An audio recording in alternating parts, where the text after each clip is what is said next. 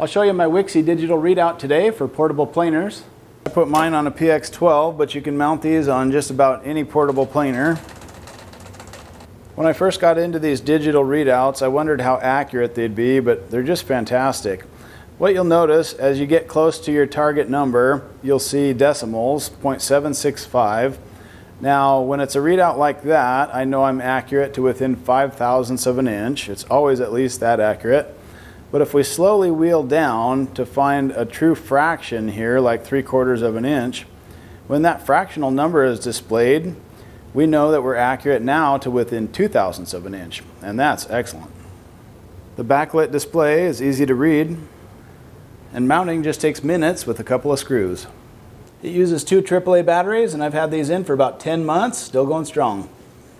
And you might wonder if you lose your settings when you power it on and off, but rest assured, you'll maintain your settings.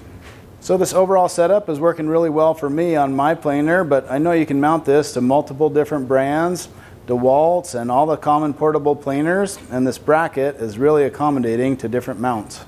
You know, I used to check every board with a micrometer, but you just get to trust these Wixey digital readouts, and it is my micrometer now. So accurate to within 5/1000ths of an inch, it's excellent for woodworking.